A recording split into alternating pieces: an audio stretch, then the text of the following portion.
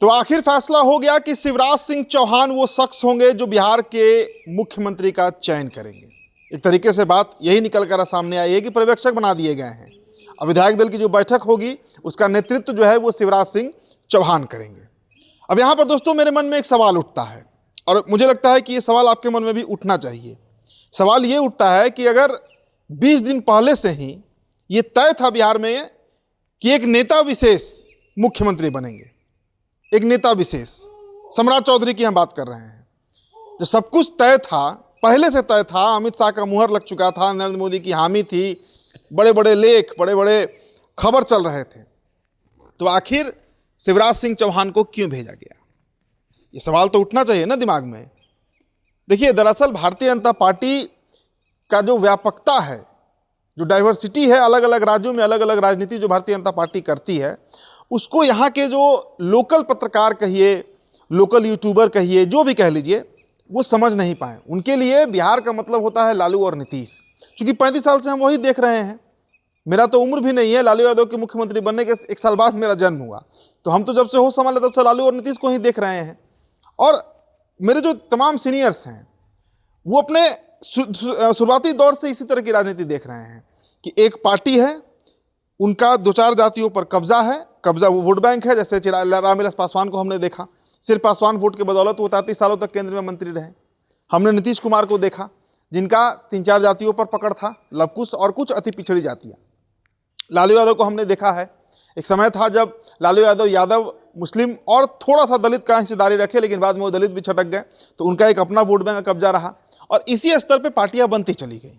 आज देखिए, पान समाज के जो नेता हैं आईपी गुप्ता, वो एक बड़ा अपना जाति के लिए सम्मेलन की उनकी एक पार्टी है आईआईपी, वो स्पेसिफिक एक ही जाति की पार्टी है। जीतन राम मांझी को आप देख लीजिए, उपेंद्र कुशवाहा को देख लीजिए, मुकेश सहनी को देख लीजिए, आप कोई क्षेत्रीय पार्टी उठाकर देखिए। तो हमें यह लगता है कि जातीय समीकरण पर ही सब कुछ है, लेकिन हम ये भूल जाते हैं कि जो भारतीय जनता पार्टी आज 16 राज्यों में सरकार चला रही है और हर राज्य का गुणा अलग, गणित अलग, जाति अलग, किसी राज्य में जनरल में कुछ अलग जातियां हैं, ओबीसी में कुछ अलग जातियां हैं, वो सबको मापदंड करते हुए जो दिल्ली का नेतृत्व है वो फैसला लेता है और वो फैसला सफल हो रहा है। लगातार भारतीय जनता पार्टी सफलता पा रही है। वो भारतीय जनता पार्टी बिहार को लेकर गलती कैसे कर सकती है? जिस मंडल राजनीति की शुरुआत लालू प्रसाद यादव ने किया, जिस त्रिवेणी संघ जिसे कहा जाता है, यादव कोयरी कुर्मी, उसकी शुरुआत लालू यादव ने की और उसको कंटिन्यूएशन में नीतीश कुमार ने रखा।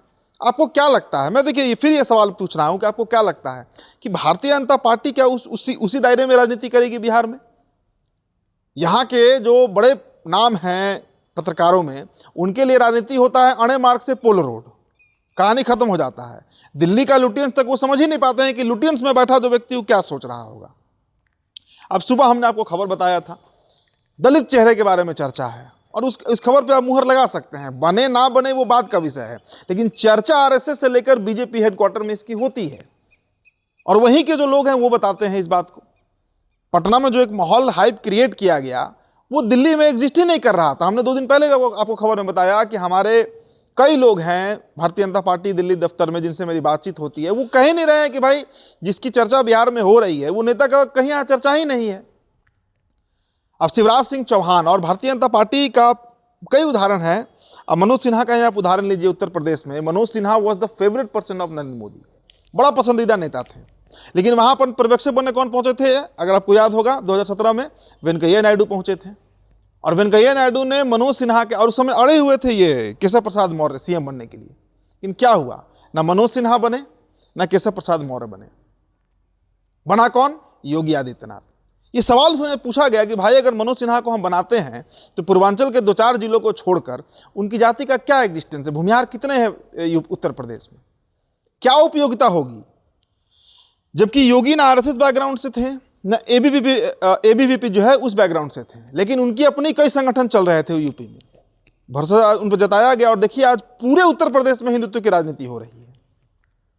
नितिन पटेल का हम एग्जाम्पल देते हैं, गुजरात, मतलब कपड़ा उपड़ा सिलवा कर, बंडी उंडी सिलवा कर इतर तक खरीद लिए थे कि यही इतर लगा के जाकर शपथ लेना है, और क्या हुआ?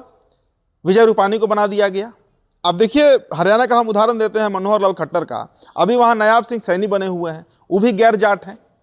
तो इस व्यापकता को जो है ना, देखिए भारतीय जनता पार्टी ने एक केस स्टडी भी से आप समझिए कि पिछले 10 सालों में क्षेत्रीय दल की जो लड़ाई होती थी राज्यों में, कि एक फलाना क्षेत्रीय दल दूसरे फलाना क्षेत्रीय दल से लड़ रहा है, इसके पास 2-4 जातियों का पॉकेट है, इसके पास 2-4 जातियों का पॉकेट है, उस पूरे समीकरण को भारतीय जनता पार्टी ने ध्वस्त कर दिया।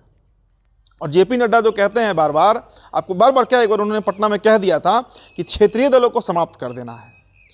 अब सोचिए अगर दलित बिहार का मुख्यमंत्री बन जाए तो चिराग पासवान की भी राजनीति उल्टी गिनती पे आ जाएगी, जीतन राम मांझी की भी आ ही जाएगी ना। और वो 19% वोट अगर इंटैक्ट बीजेपी के पास चला है बिहार में, तो आप सोचिए कि क्या समीकरण भारतीय जनता पार्टी साध लेगी। और देखिए हम फिर दोहरा रहे हैं उस बात को कि उत्तर प्रदेश साधना है, उत्तर प्रदेश ही लक्ष्य है भारतीय जनता पार्टी का। बिहार में आप इस तरह समझिए कि अगर अगले 3 साल 4 साल 5 साल जब भारतीय जनता पार्टी यहां पर शासन कर लेगी, और जो लोग ये कह रहे हैं कि नीतीश जी के देख रेख में सरकार चलेगी, भाई 2 तरह का देखिए, गाड़ी में एक होता है जो खुद ड्राइविंग सीट पे होता है, एक बगल वाले सीट पर होता है, या बस में एक खलासी होता है और एक ड्राइवर होता है। अब तक भारतीय जनता पार्टी जो है वो खलासी के रूप में थी, इसलिए कुछ भी बिहार में होता था तो ताली और गाली दोनों नीतीश कुमार को पड़ता था। अब भारतीय जनता पार्टी खुद ड्राइविंग सीट पे आ रही है, तो 3 4 5 साल के बाद पूछा जाएगा ना भारतीय जनता पार्टी से कि आपने क्या काम किया। सड़क कहिएगा तो नीतीश जी ने दे दिया, बिजली कहिएगा नीतीश जी ने दे दिया, नौकरी कहिएगा नीतीश जी ने दे दिया, सुशासन कहिएगा नीतीश जी ने दे दिया। तो आप कर क्या रहे हैं? और उस समय भारतीय जनता पार्टी की अकाउंटेबिलिटी बनेगी। इसलिए मैं बार बार कहता हूं कि संघ का ही व्यक्ति बैठेगा, दुरुस्त व्यक्ति बैठेगा, मजबूत व्यक्ति बैठेगा, जो बिहार में विकास, डेवलपमेंट, जो नीतीश कुमार से आगे का जो विकास है वो लेकर बढ़ेगा आगे। और उस पूरे मापदंड में ये साहब फिट नहीं बैठ रहे हैं जिनका चर्चा यहाँ पर, देखिए परसों मैंने खबर में बताया था कि खबर प्लांट करवाया गया है, खबर जो है वो प्लांट करवाया गया है। और कौन पार्टी की है, देखिए आज विजय चौधरी ने कही दिया। अब तक क्या हो रहा था, याद कीजिए जिस दिन राज्यसभा का नामांकन करने नीतीश कुमार पहुंचे थे, याद कीजिए उस दिन विजय चौधरी का बयान कि नीतीश से तय करेंगे बिहार का सीएम कौन होगा, और आज उनके मुंह से निकल गया सच्चाई। आज विजय चौधरी ने कह न दिया कि तो भाजपा को तय करना है कौन सीएम बनेगा, और उसके 1 घंटा के बाद चिट्ठी निकल गया कि शिवराज सिंह चौहान तय करेंगे कौन बनेगा बिहार का मुख्यमंत्री। तो इस मुगालते में कोई ना रहे कि फलाना व्यक्ति का नाम पे मुहर लग गया है, कंफर्म है, कुछ कंफर्म नहीं है। अभी भी मैं कह रहा हूं कि कुछ भी कंफर्म नहीं है, परसों तक कंफर्म हो सकता है। अंतिम दौर में मंथन जो है, बातचीत जो है वो चल रहा है, थोड़ा धैर्य रखिए और सरप्राइजिंग एलिमेंट ही बाहर निकलेगा, पर्ची ही निकलेगा। आप देखिए ना कि मध्य प्रदेश में शिवराज सिंह चौहान के हाथ से कैलाश विजयवर्गीय ने पर्ची निकलवा दिया, मोहन यादव का नाम निकल गया। वसुंधरा राजे के हाथ से किसका नाम निकल गया पर्ची में? भजनलाल शर्मा का निकल गया। तो ये तो बीजेपी का ट्रेंड है, उसकी कार्य प्रणाली को समझिए, उसकी जो कार्य संस्कृति है उसको समझना होगा।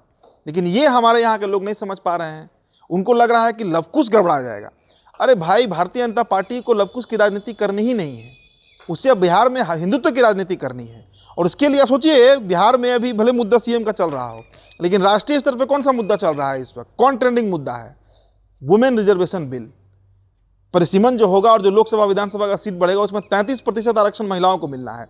तो एक तरफ दलित साध लेगी भारतीय जनता पार्टी बिहार के मार्फत, और दूसरी तरफ महिला वोटर जो है उसका एक बड़ा कैडर भारतीय जनता पार्टी अपने साथ खड़ा करने जा रही है।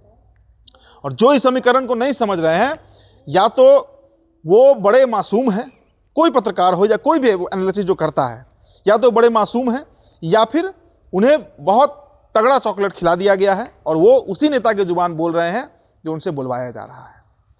तो तैयार रहिए, धैर्य रखिए। अब 12 तारीख भी आज बीत गया, कल और परसों तक का इंतजार है, फिर दिख ही जाएगा बिहार का अगला मुख्यमंत्री कौन होने जा रहा है। फिलहाल इस खबर में इतना ही। मेरा नाम उदित तारन है। द बिहार टॉपर वीडियो आप देख रहे थे, बहुत बहुत शुक्रिया।